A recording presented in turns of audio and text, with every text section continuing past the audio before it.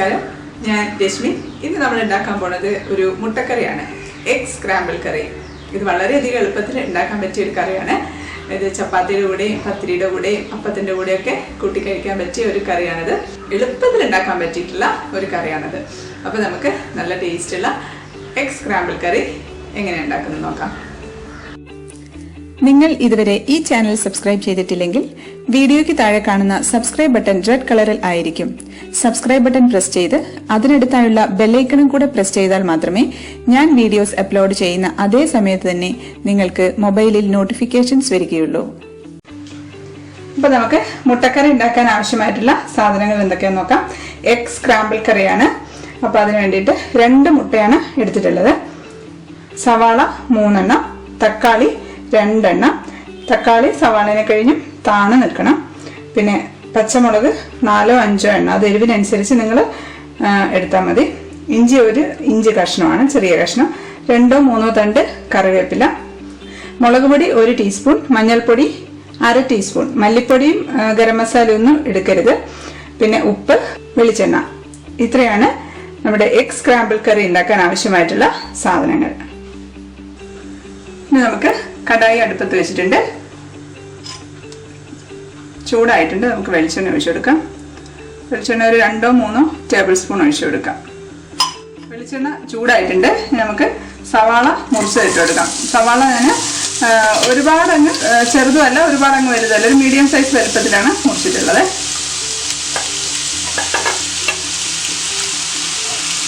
വേണ്ട, medium size വലുപ്പത്തിൽ മുറിച്ചിട്ടുണ്ട്. ഇതിലേക്ക് ഇതാ പച്ചമുളക് നെടുകെ പിളർന്നതാണ്, അതിട്ട് കൊടുക്കാം. പിന്നെ ഇഞ്ചി മുറിച്ച് വെച്ചിട്ടുണ്ട്, ഇഞ്ചി അരിഞ്ഞ് വെച്ചിരിക്കുകയാണ് നീളത്തിൽ, അത് ഇട്ട് കൊടുക്കാം. അതിൻ്റെ കുറച്ച് ഞാൻ മാറ്റി വെച്ചിട്ടുണ്ട് അവസാനം ഇടാനായിട്ട്. പിന്നെ ഒരു തണ്ട് കറിവേപ്പിലയും കൂടി നമുക്ക് ഇളക്കി കൊടുക്കാം. നമുക്ക് കുറച്ച് ഉപ്പ് ഇട്ട് കൊടുക്കാം, പെട്ടെന്ന് അങ്ങ് വഴന്ന് കിട്ടും. ചെറുതാക്കി മുറിക്കുന്നതൊക്കെ പെട്ടെന്ന് വഴന്ന് കിട്ടാൻ വേണ്ടിയാണ്.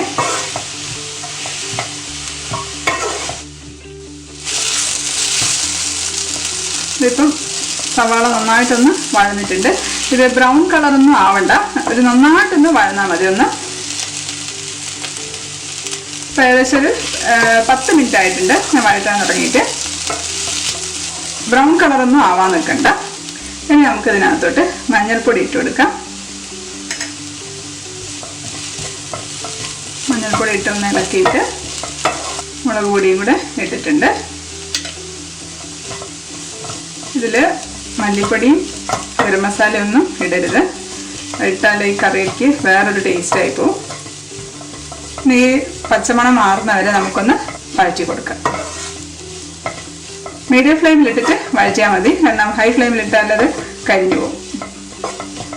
ഇതിപ്പം 5 മിനിറ്റ് ഒക്കെ ആയിട്ടുണ്ട്. മുളക് പൊടിയും മഞ്ഞൾപ്പൊടി ഇട്ടിട്ട് ഞാൻ വഴറ്റാൻ തുടങ്ങിയിട്ട് ഇനി നമുക്കിതിലേക്ക് തക്കാളി ഇട്ട് കൊടുക്കാം. ചെറുതായിട്ട് മുറിച്ചതാണ്, കാരണം പെട്ടെന്ന് വഴന്ന് കിട്ടാൻ വേണ്ടിയാണ് ഞാൻ ചെറുതാക്കിയിട്ട് മുറിക്കുന്നത്. നമുക്ക് ശരിക്കും പറഞ്ഞാൽ എളുപ്പത്തിൽ ഉണ്ടാക്കാൻ പറ്റിയ കറിയാണ്. തക്കാളി നന്നായിട്ടൊന്ന് കുക്കാവണം, അതിന് വേണ്ടി നമുക്ക് അടച്ചു വെച്ച് കൊടുക്കാം. അടച്ചു വെച്ച് കഴിഞ്ഞാൽ പെട്ടെന്ന് നമുക്ക് കുക്കായിട്ട് കിട്ടും. എളുപ്പത്തിൽ ഉണ്ടാക്കാൻ പറ്റിയ കറിയാണ്. ഇതിനകത്ത് തേങ്ങ വേണ്ട. രാവിലെയൊക്കെ ഓഫീസിലൊക്കെ പോകുന്നതിന് മുമ്പ് നമുക്ക് പെട്ടെന്ന് ഉണ്ടാക്കിയെടുക്കാൻ പറ്റിയൊരു കറി. അതിന് കാരണം ഇത് ഇളക്കാൻ വേണ്ടിയിട്ട് അതിൻ്റെ കൂടെ തന്നെ നിൽക്കേണ്ട ആവശ്യമൊന്നുമില്ല, കാരണം ഇത് നമ്മളത് സിമ്മിലിട്ടിട്ട് വേറെ പണിയൊക്കെ ചെയ്യാം. അപ്പോൾ ഇത് നമുക്ക് ചപ്പാത്തിയുടെ കൂടെയോ അല്ലെങ്കിൽ പത്തിരിയുടെ കൂടെയോ ഗോതമ്പ് ദോശയുടെ കൂടെയോ ഒക്കെ കഴിക്കാൻ പറ്റിയ നല്ലൊരു കറിയാണ്. തക്കാളി ഇട്ടിട്ട് അടച്ചു വെച്ചിട്ട് സിമ്മിലിട്ടിട്ട് വേണം കുക്ക് ചെയ്യാനായിട്ട്.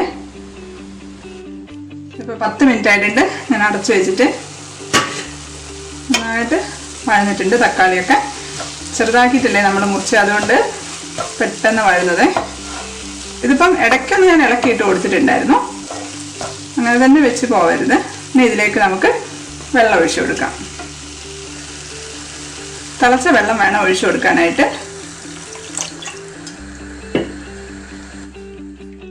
ഇതിപ്പോൾ തിളച്ച് വരുന്നുണ്ട്. നമുക്ക് ഒന്ന് ഉപ്പ് നോക്കണം. ഉപ്പ് കുറച്ച് കുറവുണ്ട്. ഈ സമയത്ത് നമുക്ക് ഉപ്പ് ആവശ്യത്തിന് ഇട്ട് കൊടുക്കാം. വെള്ളം ഏകദേശം ഒരു 1/2 ലിറ്ററൊക്കെ ഞാൻ ഒഴിച്ചിട്ടുണ്ട്. ഇതിപ്പോൾ വെള്ളം നിങ്ങൾക്ക് കറിക്ക് എത്ര കറി വേണമെന്ന് അതിനനുസരിച്ച് കണ്ടോ ഈ ഒരു കൺസിസ്റ്റൻസിയിൽ കിട്ടാനായിട്ട് ഒഴിച്ചാൽ മതി. നിങ്ങൾ ഒഴിക്കുന്ന സമയത്ത് മനസ്സിലാവും. ഇപ്പോൾ തിളച്ച് കഴിഞ്ഞാൽ നമുക്ക് കുറച്ച് സമയം കൂടെ ഒന്ന് അടച്ചു വെക്കാം.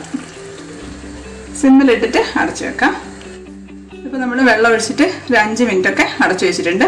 നമുക്ക് തുറന്ന് നോക്കാം. ഇത് നന്നായിട്ട് എണ്ണയൊക്കെ തെളിഞ്ഞ് വന്നിട്ടുണ്ട്.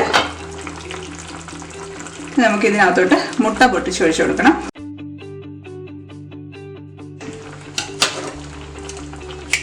മുട്ട നിങ്ങൾക്ക് നല്ലതാണ് അല്ലാന്ന് ഡൗട്ട് തോന്നുന്നുണ്ടെങ്കിൽ വേറൊരു പാത്രത്തിൽ പൊട്ടിച്ചൊഴിച്ചിട്ട് ഒഴിച്ചാൽ മതി. മുട്ട പൊട്ടിച്ചൊഴിച്ചിട്ട് നമുക്കൊന്ന് ഫ്ലെയിം കൂട്ടി വെച്ച് ഒരുപാടങ്ങ് തിളച്ച് പോകരുത്.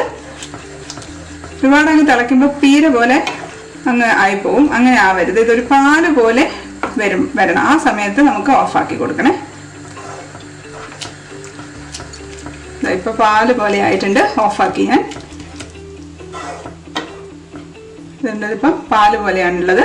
പാലൊഴിച്ച പോലെയുണ്ട്. കാരണം കുറച്ചുകൂടെ കഴിഞ്ഞിട്ടുണ്ടെങ്കിൽ പിരിഞ്ഞു പോകും മുട്ട. അപ്പം സവാളയും മുട്ടയൊക്കെ കൂടെ വേറെ വേറെ കിടക്കും. ഇതെല്ലാം കൂടെ നല്ലൊരു തിക്കായിട്ടുള്ള ഒരു കൺസിസ്റ്റൻസിയിൽ നമുക്ക് കറി കിട്ടും. ഇപ്പം ഞാൻ ഓഫാക്കിയിട്ടുണ്ട്. ഇനി ഇതിലേക്ക് നമുക്ക് ഒരു തണ്ട് കറിവേപ്പില ഇട്ട് കൊടുക്കാം. ഇനി നേരത്തെ മാറ്റി വെച്ചില്ലേ ഇഞ്ചി അരിഞ്ഞത്, അതും കൂടെ നമുക്ക് ഇട്ട് കൊടുക്കാം. അപ്പം അത് ഇഞ്ചിയുടെ ഒരു പ്രത്യേക ടേസ്റ്റ് നമുക്ക് കറിക്ക് കിട്ടും. ഇത് ഇട്ട ഉടനെ ഒന്ന് ഇളക്കിയിട്ട് അടച്ചു വെച്ച് കൊടുക്കാം. അത് അടച്ചു വെച്ച് കഴിഞ്ഞാൽ ആ ഇഞ്ചിയുടെയും കറിവേപ്പിലയുടെയും ഒക്കെ ആ ടേസ്റ്റ് കറിയിലേക്ക് നന്നായിട്ട് വരുള്ളൂ. പിന്നെ ഒരു നാടൻ ടേസ്റ്റ് ആയിരിക്കും ഇതിനുണ്ടാവുക. ഇനി നിങ്ങൾക്ക് മല്ലിയില വേണമെങ്കിൽ മല്ലിയില ഉപയോഗിക്കാം. മല്ലിയില ഇടുകയാണെന്നുണ്ടെങ്കിൽ നിങ്ങൾ 2 വെളുത്തുള്ളി, ഇഞ്ചി ഞാൻ ഇട്ടതിന് പകരമായിട്ട് 2 വെളുത്തുള്ളി ഒന്ന് ചതച്ചിട്ട് ഒന്ന് കുത്തിയിട്ട് ഇട്ട് കൊടുത്താൽ മതി. അതും മല്ലിയിലയും കൂടെ ഇട്ട് കഴിഞ്ഞാൽ വേറൊരു ടേസ്റ്റ് ആയിരിക്കും. പക്ഷെ ഇതിന് ഒരു നാടൻ കറിയുടെ ടേസ്റ്റാണ് ഉണ്ടാവുക. നമുക്ക് കുറച്ച് നേരം ഒരു 10 മിനിറ്റെങ്കിലും അടച്ചു വെച്ചിട്ട് നമുക്ക് തുറന്നു നോക്കാം. ഇതിപ്പോൾ അടച്ചു വെച്ചിട്ട് 10 മിനിറ്റ് ആയിട്ടുണ്ട്. നമുക്ക് തുറന്നു നോക്കാം. ഞാനൊന്ന് ടേസ്റ്റ് ഒന്ന് നോക്കട്ടെ. നല്ല ടേസ്റ്റ് ഉണ്ട്. ഇഞ്ചി നമ്മളിട്ട് അവസാനം അടച്ചു വെച്ചില്ലേ, അപ്പോൾ ആ ഇഞ്ചിയുടെ ടേസ്റ്റൊക്കെ നന്നായിട്ട് വന്നിട്ടുണ്ട്. എരിവൊക്കെ നിങ്ങളുടെ ഇഷ്ടത്തിനനുസരിച്ച് കൂട്ടി കൊടുത്താൽ മതി. നമുക്കിതൊന്ന് സെർവ് ചെയ്യാം. നല്ല തിക്കായിട്ടുള്ള ഒരു കറിയാണ്. അപ്പോൾ ഇതാ നമ്മുടെ എഗ് സ്ക്രാമ്പിൾ കറി റെഡി ആയിട്ടുണ്ട്. നല്ല എളുപ്പത്തിൽ നമ്മൾ ഉണ്ടാക്കിയിട്ടില്ലേ. ഇതിപ്പോൾ നിങ്ങൾക്ക് രാവിലെ ഓഫീസിലൊക്കെ പോകുന്ന സ്കൂളിലൊക്കെ പോകുന്നതാണെങ്കിൽ അതിനു മുമ്പ് രാവിലെ ചപ്പാത്തിക്കാണെങ്കിലും ഗോതമ്പ് ദോശയ്ക്കൊക്കെ ആണെങ്കിലും നല്ലൊരു കോമ്പിനേഷനാണ്.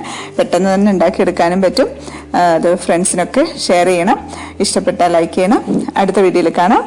Stay happy, stay positive. By.